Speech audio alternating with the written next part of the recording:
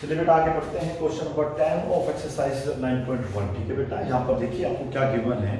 To poles of equal heights, मतलब दो पोल दिए हुए हैं जिनकी हाइट बराबर है, are standing opposite each other, जो एक दूसरे के आमने सामने खड़े हुए हैं on the either side of the road. Mean suppose करिए ये आपका रोड है, समझ में आ गया बेटा आप लोगों को, और ये आपका एक पोल है और ये एक पोल है। ठीक है, एक इस तरफ है एक उस तरफ है, और दोनों की हाइट जो है क्या दे रखी है आपको बेटा, बराबर दी हुई है।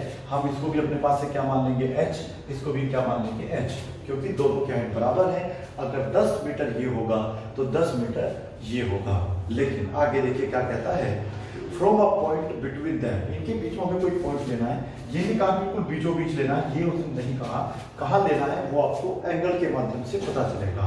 From a point between them on the road the angles of elevation, जो एंगल ऑफ एलिवेशन मतलब क्या होता है कि हमें नीचे से ऊपर की तरफ देखना है। यहाँ पे हमें कोई भी पॉइंट लेना है ऑन द रोड पे, और उसके भी यहाँ ऊपर की तरफ देखना है। ठीक है बेटा, समझ में आ रहा है आप लोगों को। आगे देखते हैं, the angles of elevation of the top of the poles are 60 degree and 30 degree respectively। ठीक है बेटा, तो देखो 30 डिग्री 60 का मतलब क्या हुआ, एक साइड आपकी बिल्कुल पास में रहेगा एंगल, देखो ये एंगल पास में है तो ये एंगल बड़ा रहेगा, ये एंगल थोड़ा दूर रहेगा तो थोड़ा छोटा रहेगा। ये मैं आपको समझाता हूँ कैसे, देखिएगा। ये हमने एक ऐसे करके सपोज करो ट्रायंगल बनाया, मुझे एंगल सपोज करो देखो यहाँ बनाना है इस वाले पॉइंट पे, तो देखिए ये एंगल बड़ा नजर आ रहा है आप लोगों को, या फिर ये वाला एंगल बड़ा नजर आ रहा है, बताइएगा। यहाँ से अगर ये वर्टिकल पोल है, ये 90 एंगल यहाँ बन रहा है, तो फिर ये एंगल आपको बड़ा दिख रहा है या फिर ये वाला बड़ा दिख रहा है। अभी क्लियर नहीं हो रहा तो मैं इसको थोड़ा सा और एक्सटेंड कर देता हूँ। आप बताइए बेटा, अगर इसी पॉइंट पर आके मिलना है तो ये एंगल बड़ा है या फिर ये वाला बड़ा है। इससे क्या पता चलता है कि अगर हम वर्टिकल पोल के बिल्कुल पास में रहेंगे तो एंगल ज्यादा बनेगा, अगर हम उससे दूर जाएंगे तो एंगल क्या होता जाएगा, छोटा होता जाएगा। तो यहाँ पर देखिए ये हमारा पॉइंट है। ठीक है, जो पास में रहेगा उस पर एंगल ज्यादा बनेगा, जो दूर रहेगा उस पर एंगल आपका कम बनेगा। समझ आ गया आप लोगों को। चलिए अब इसे सोल्व करते हैं। कैसे सोल्व करना है ये देखना होगा। इसे मैं हटा देता हूँ, मैंने फिगर ऑलरेडी बना हुआ आप लोगों के लिए, ये रफली मैंने ऐसे बना के समझाया आपको। तो यहाँ पर ये फिगर है, तो ये क्या है, ए बी और ई डी या डी ई क्या है, ये है आपके टू पोल्स। ठीक है, जिनकी हाइट आपस में क्या है बेटा, बराबर है। इसको हमने क्या मान लिया h, इसको भी क्या मान लिया h। तो मैं यहाँ पर लिख लूंगा, लेट कर लेते हैं कि ए बी जो है बराबर है डी ई के या फिर ई डी के। ठीक है, उससे फर्क नहीं पड़ता। ठीक है बेटा, इक्वल टू क्या मान लिया हमने, h मान लिया। इस तरीके से लिख सकते हैं। उसके बाद जो है हमें ये टोटल जो डिस्टेंस है, टोटल जो रोड की जो विड्थनेस है, वो टोटल आप लोगों को 80 मीटर दी हुई है। मतलब ये कितने मीटर वाइड है, 80 मीटर वाइड है। समझ आ गया। तो ये पॉइंट, अब मैं आपसे क्वेश्चन छोटा सा पूछता हूँ, अगर ये टोटल डिस्टेंस मेरे पास 80 है तो क्या ये डिस्टेंस 40-40 हो जाएंगे दोनों आपस में, लगता है आप लोगों को? भाई मैं यहाँ पर अगर पॉइंट लूंगा तो क्या ये 40 है तो फिर ये भी 40 होगा? ऐसा नहीं होगा बेटा, ये कुछ छोटी वैल्यू होगी। सपोज करो ये है 30, तो ये कितना हो जाएगा 50, क्योंकि टोटल बटेगा तो 80 में से ही। लेकिन हमको ये गिवन नहीं है कि ये वाला पॉइंट 10 मीटर की दूरी पर है, 20 पर है, 30 पर है, 40 पर है, ये कुछ हमें गिवन नहीं है। तो ऐसी जगह हम लोग क्या मानते हैं बेटा, x मानते हैं। ठीक है, तो अगला पार्ट अपने आप ही क्या हो जाएगा, 80 माइनस x हो जाएगा। ठीक है, देखिएगा अगर मैंने इसको 30 माना था तो फिर मैंने क्या करा होगा, तो 80 माइनस 30 करा होगा, तो वैल्यू 50 आएगा नहीं आएगा, 50 और 30 टोटल कितना होता है, 80 होता है। समझ आ रहा है आप लोगों को? फिर भी नहीं आ रहा है तो समझने की कोशिश करिएगा। मैं यहाँ पर BC को क्या मानूंगा, x मानूंगा। ठीक है, अगर BC x है तो x तो घट जाएगा ना 80 में से, तो यहाँ पर जो टोटल लेंथ बचेगी वो बचेगी 80 माइनस x। समझ में आप लोगों को? ये दो चीजें इसमें हमें इंपोर्टेंटली ध्यान रखनी है कि हाइट दोनों की बराबर है, जिसको हम अपने पास से क्या मान सकते हैं, h मान सकते हैं। और जब टोटल डिस्टेंस 80 है तो आपने एक छोटा सा डिस्टेंस जो दिया है वो अपने पास से x मान लेना है, तो दूसरा डिस्टेंस अपने आप ही जो होगा वो 80 माइनस x होगा। या मैं ऐसे कह लूं कि हमारे पास सपोज करो 80 रुपए है। ठीक है बेटा, उसमें से हमने कुछ छोटा सा अमाउंट जो है खर्च कर दिया, मान लो 30 रुपए खर्च कर दिया, 20 रुपए खर्च कर दिए, मान लो 20 रुपए खर्च कर दिए, तो हमारे पास कितना बचेगा? तो आप निकालने का तरीका है कि हम लोग जो है 80 में से 20 को सब्ट्रैक्ट कर देंगे। तो हमारे पास क्या बच जाएगा 60। लेकिन यहाँ पर हमारे पास इस x की कोई फाइंड वैल्यू हमारे पास नहीं है, ठीक है बेटा, तो इसलिए हम उसे यूज नहीं करेंगे, ठीक है। चलिए अब हमारे पास ए बी डी दे रखा है, आप चाहे क्या लिख सकते हैं एंड BC इक्वल टू इतना, अगर आप चाहे तो ऐसे इतना आवश्यकता नहीं होती है लिखने की, BC बराबर x, देन यहाँ पे आप लिखेंगे तब आप लोगों का जो CD होगा वो अपने आप ही कितना हो जाएगा 80 माइनस एक्स, ठीक है। इतना हालांकि मेंशन करने की आवश्यकता नहीं है, आपने फिगर बना दिया है उस पर मेंशन कर ही दिया है, तो इतना जरूरी नहीं होता है, ठीक है बेटा। तो अब आप देखिए कौन सा ट्रायंगल लेंगे, तो मैंने क्या कहा ये एंगल कितने डिग्री का होगा, क्योंकि इसके बिल्कुल पास में है तो ये 60 डिग्री माना जाएगा, और ये थोड़ा छोटा है देखिए इसके मुकाबले, तो ये कितना होगा 30 डिग्री। समझ आ गया, फिगर पहले बनाना आना चाहिए, उसके बाद या फिगर और क्वेश्चन को सोल्व कर पाएंगे। इन ट्रायंगल क्या लेंगे, पहले छोटा ट्रायंगल लेंगे, ट्रायंगल है हमारा ABC, ट्रायंगल ABC में देखिए क्या होगा, क्या लगेगा tan थीटा, क्यों लगेगा, रीजन है क्योंकि हम इस लेंथ की बात नहीं कर रहे हैं, हमें हाइट दिया हुआ है और डिस्टेंस नीचे पूछा गया है, तो 90 जहां एंगल बन रहा है वो दोनों चीजें हमें यूज करनी है, तो वहां पर हम लोग क्या लगाते हैं tan थीटा लगाते हैं। तो यहाँ पर क्या आ जाएगा आपका AB अपोन में आ जाएगा BC, ठीक है। tan थीटा, थीटा कितना दे रखा आप लोगों को, यहाँ पर मैं क्वेश्चन को सोल्व करूंगा, थीटा की वैल्यू दे रखी है 60 डिग्री, ठीक है, और AB आपके पास है H और ये है आपके पास x, ठीक है बेटा। तो देखिए आगे कैसे सोल्व करना है इसे, तो यहाँ पर देखेंगे आप लोग की tan जो 60 की वैल्यू होती है वो √3 होती है, h आपका सेम रहेगा, x भी आपका क्या रहेगा बेटा, सेम रहेगा। उसके बाद हम यहाँ पर क्या मानेंगे 1, और इस तरीके से क्या कर देंगे क्रॉस मल्टीप्लाई, तो यहाँ पर इसी क्या रहेगा कि आप h बन जाए h लिख लेंगे और इसे लिख लेंगे बेटा x √3, ठीक है बेटा, या √3x, एक ही बात है, उससे फर्क नहीं पड़ेगा। इसको आप चाहती हैं तो √3 इंटू में क्या लिख सकते हैं x लिख सकते हैं, तो ये रिलेशन बन गया आपका h और x में, ठीक है। तो यहाँ से आपका रिलेशन बनता है, इससे आपको क्वेश्चन सोल्व करने का पूरा मौका मिलेगा, ठीक है। इन ट्रायंगल यहाँ पर आ जाएगा ट्रायंगल, इस ट्रायंगल का नाम रहेगा CDE, क्या रहेगा CDE, समझ आ रहा आप लोगों को। यहाँ पर भी हम लोग क्या लेंगे, देखो इसकी बात कर रहे हैं, इसकी बात कर रहे हैं, तो यहाँ पर भी आप लोग लगाएंगे tan theta is equal to क्या रहेगा ऊपर DE, नीचे क्या रहेगा, नीचे रहेगा CD, और अब हम इनकी वैल्यूज को पुट करेंगे, फिर इसको सोल्व करेंगे। h की वैल्यू क्या है देख लेना, यहाँ पर मैं यहाँ लिख देता हूँ, h इज इक्वल टू हमारा है था √3x, ठीक है बेटा। तो थीटा हमें कितना गिवन है ये देखना होगा, थीटा हमारे पास इस बार कितना है 30 डिग्री गिवन है, तो मैं यहाँ पर क्या लिख दूंगा 30 डिग्री। DE मेरे पास कितना है DE, ये हाइट ऑफ पोल है जो हमने h माना था, और CD हमारे पास गिवन है 80 माइनस x, ठीक है, क्योंकि x तो हमने बेटा इस वाले पार्ट को मान लिया था, तो ये पार्ट जो होगा हमारे पास क्या होगा 80 माइनस x होगा, ठीक है।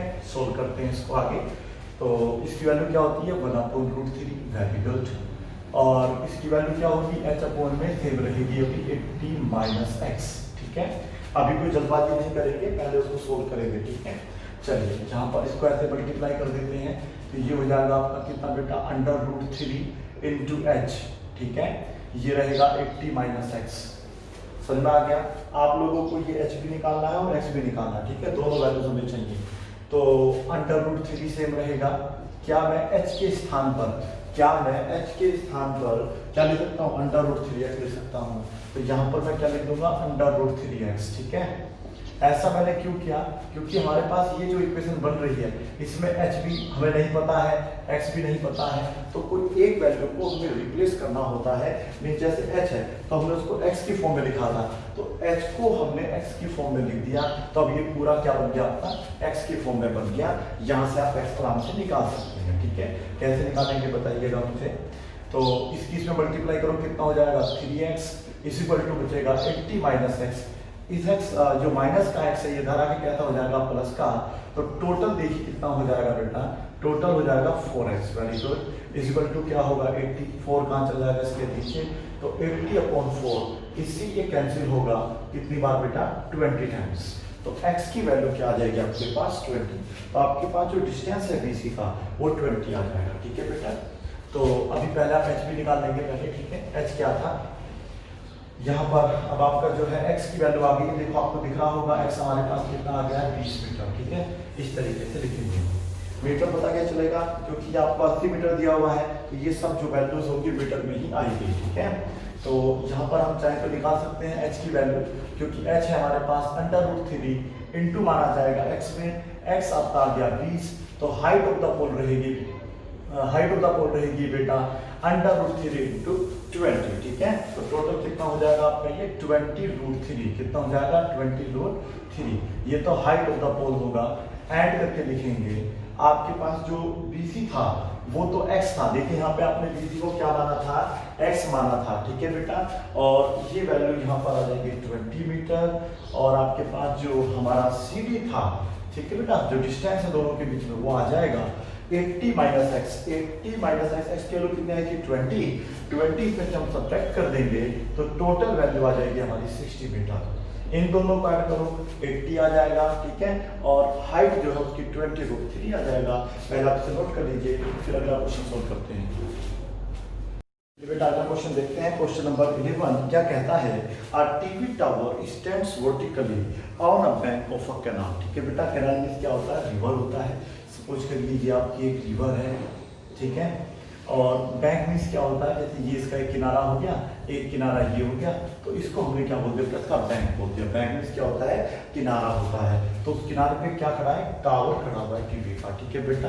तो ये बैंक है और ये आपकी रिवर मान लिया मैंने, ठीक है। तो ये इसका क्या हो गया, एक किनारा, ये हो गया इसका बेटा दूसरा किनारा, ठीक है। पढ़ते हैं शुरू से। अ टीवी टावर, एक TV tower stands vertically on a bank of a canal, ठीक है बेटा। ये कैनाल है, इस कैनाल के ऊपर क्या खड़ा हुआ बेटा, बैंक के ऊपर एक टावर खड़ा हुआ है। From a point on the other bank, ठीक है। अदर बैंक मीन्स क्या है, इसका दूसरा छोर जो है, दूसरा किनारा जो है, ये इसका दूसरा किनारा, वहां पर एक पॉइंट है, ठीक है, कोई भी पॉइंट ले लीजिएगा, डायरेक्टली अपोजिट द टावर, ठीक है। टावर के अपोजिट में है, कहाँ बेटा, टावर के अपोजिट में है। The angle of elevation of the top of the tower 60 degree. तो क्या मतलब हुआ, अगर हम उसके टॉप पे देखेंगे यहाँ से, तो एंगल कितना बन जाएगा बेटा, 60 डिग्री बन जाएगा। यहाँ तक समझना है बेटा। अभी फिगर में और भी कुछ मतलब क्वेश्चन में और भी कुछ दिया है। From a point 20 metre away from this point, इस पॉइंट से 20 मीटर दूर जाना, ठीक है बेटा। तो दूर हम इधर को भी जा सकते हैं और इधर को भी जा सकते हैं। ये पता चलेगा, देखो अगर हम इधर को जाएंगे तो एंगल बढ़ जाएगा ना बेटा। अगर एंगल बढ़ा हुआ देगा तो हम लोग मान लो इसकी तरफ जाएंगे, ठीक है बेटा। अगर एंगल 60 से छोटा हो जाएगा, 45 डिग्री या 30 डिग्री, तो मान लीजिए हम उस पॉइंट से दूर गए होंगे, ठीक है बेटा। तो यहाँ पर कहता है from a point 20 metre away from this point on the same bank the angle of elevation is 30 degree. कितना हो रहा है बेटा, यानी कि यहाँ से बनेगा, समझ में आ रहा है। तो इस तरीके से ये आपको 30 डिग्री ही बनेगा। हालांकि फिगर आपको बना के दिया हुआ है, पर फिर भी कैसे बनता वो सीखना चाहिए, ठीक है बेटा।